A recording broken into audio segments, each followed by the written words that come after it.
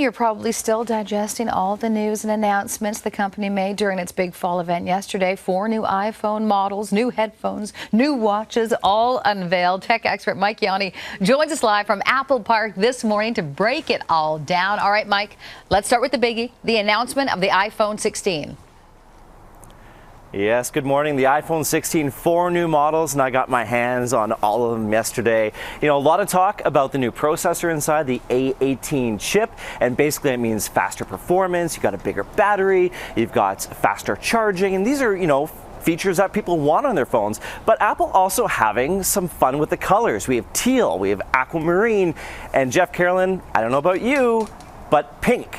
Pink iPhone 16, and there was a squeal from the Steve Jobs Theater when the pink model was announced, so people super excited about that. So you know what, but there's another feature coming out to all the models of the iPhone 16. It's called camera control, and this is brand new. In fact, there's a new button on the side of the iPhone.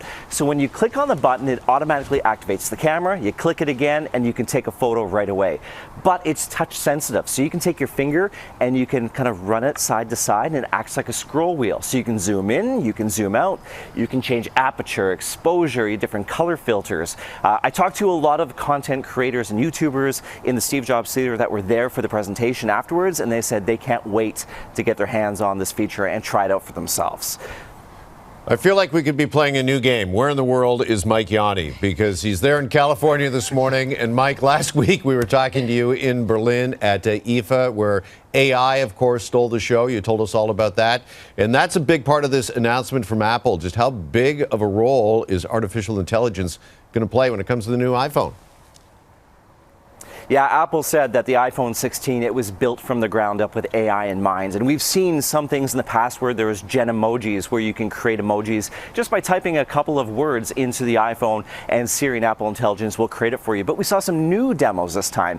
I think we've all been in a situation, Jeff and Carolyn, where you take a photo and there's something in the background that's distracting and you're saying, I wish that was gone. Well, now with Apple Intelligence, you can take your finger and you can just scrub the screen and you can basically erase things from the background. We also saw, you know, demos where you can have a long email and you can highlight it, and Apple Intelligence will create a 1 to 2 sentence summary. So there's, you know, that feature as well. But there's something also new that they announced yesterday called visual intelligence. So you can take your iPhone and you can actually point towards a restaurant and the ratings will come up, the menu will come up, it will give you directions, and you can actually invite friends to meet you for coffee or for dinner. One thing I will mention with Apple Intelligence, not all features are going to roll out when the phone comes out on September 20th. Some of them may take a couple of weeks, could even be a couple months before we see all of the features come out. Okay. All right. Apple Watch, what are some of the new features there? Yeah, Apple Watch Series 10, big announcement. I think the standout feature with this one is sleep apnea detection. 80% of people who have sleep apnea are undiagnosed. And you guys, I actually was diagnosed with sleep apnea recently, so I know what a big deal this is. I was always tired during the day. I had no idea why. Found out I had sleep apnea. So it's going to actually use the Apple Watch and the sensors inside to be able to tell how you're breathing throughout the night, are you restless, and then it'll tell you after monitoring you for some time whether or not you may have moderate to severe sleep apnea. So I think that's a pretty big deal. And last but not least, we do have to talk about AirPods.